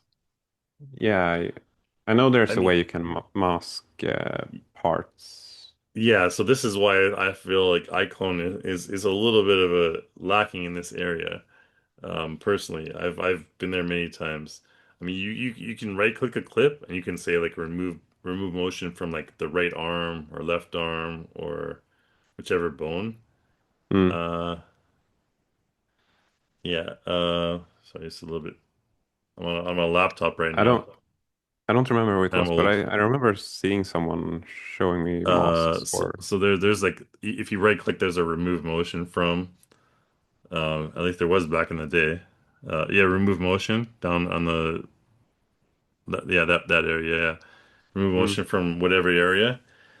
So when you do that, that removes motion from that part of the body for the duration of the animation, and you can create a clip yourself, or you can modify it. Then I've used that many times.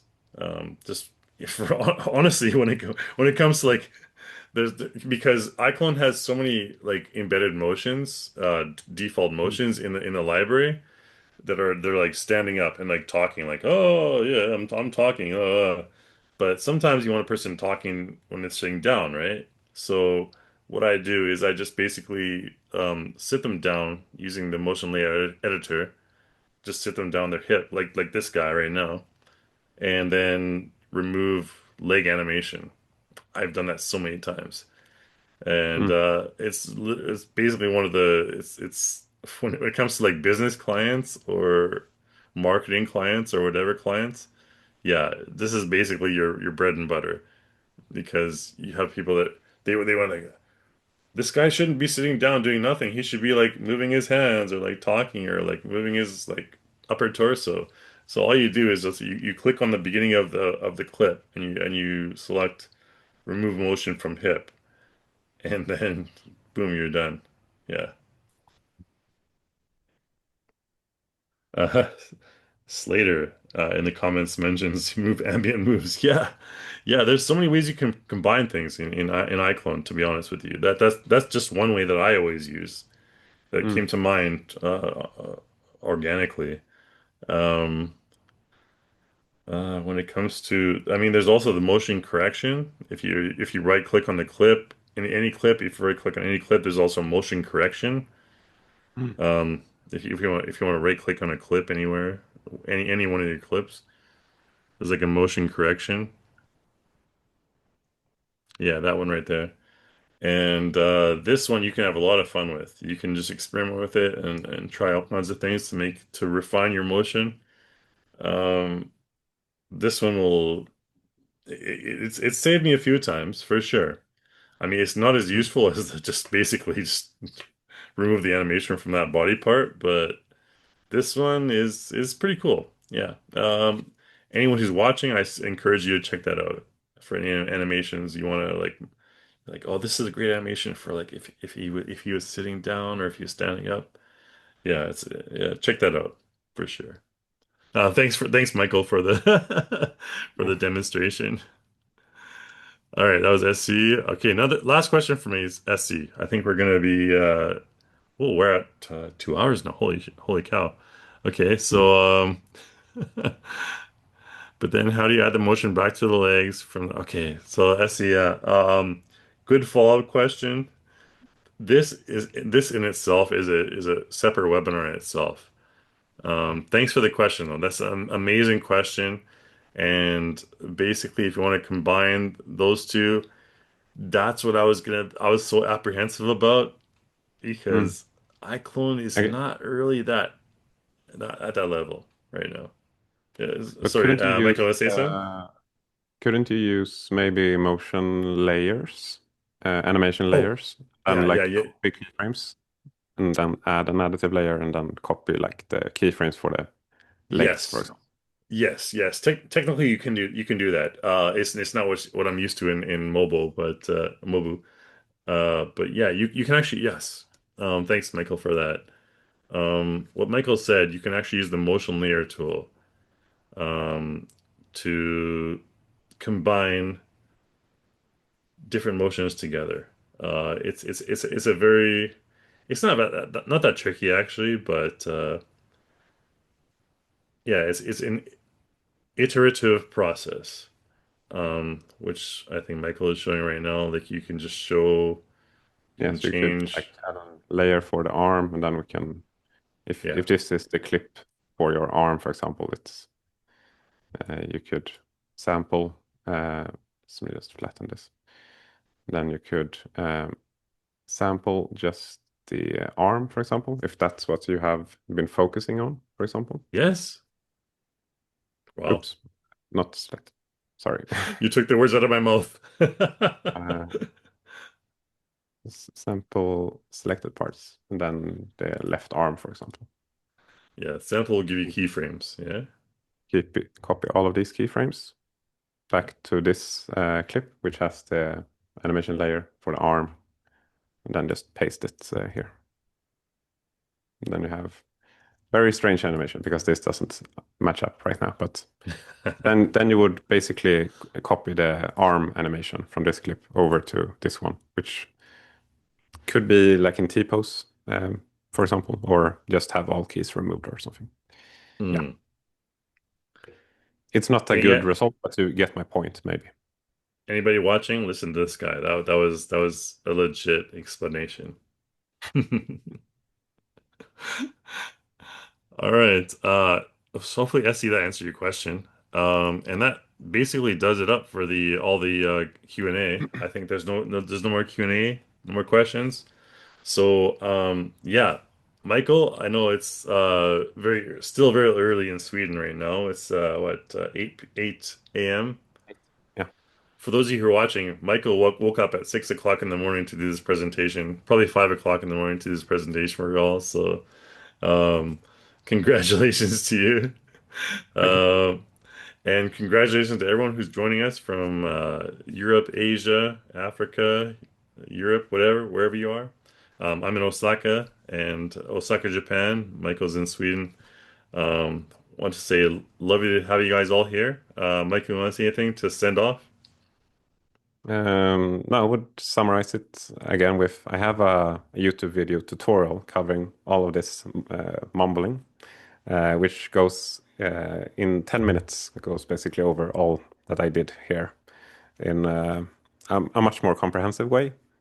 And personally, loving all of the motion correction tools in iClone, and really humbled to be invited to host this webinar. So thank you for having me. All right, thanks so much. And I want to put Michael's YouTube channel in the chat. I posted the wrong thing here, so this one here. If anyone can from the religion team can post Michael's I link in have it. I YouTube, have it. if you can post it in chat, yeah, before we go. There we go. Okay, there we go. Gotcha. Okay, I had something else in my clipboard. All right, Slater, thanks so much, Slater, for being with us today. And that's Michael's YouTube channel. Highly encourage you guys to check it out. There's some really good tutorials on there using YouTube, using iClone and other tools. So yeah, lovely to have you I all also here. want to I also want to point out that I've learned myself a lot from Relution's YouTube videos. They're basically covering all that you need to know as well. So So you're go used to check my out voice, Relution's YouTube. used to my voice then, eh? Yeah. It's being replaced by AI now, but it's okay. I saw that. We're going to miss your voice. Yeah, we're gonna miss my voice. Yeah. Uh, all right, lovely. Michael, thanks so much for being with us here. Thanks everyone so much for being with us here today. Good afternoon, good evening, good morning. We're gonna send you out a link in the email with the link for this video, and also get a 10% discount for the content store if you fill out a survey. Make sure you fill out the survey. And yeah, that's about it. So thanks everyone. Thanks Michael again. And see you guys later. Yeah. Thank Take you. care everyone.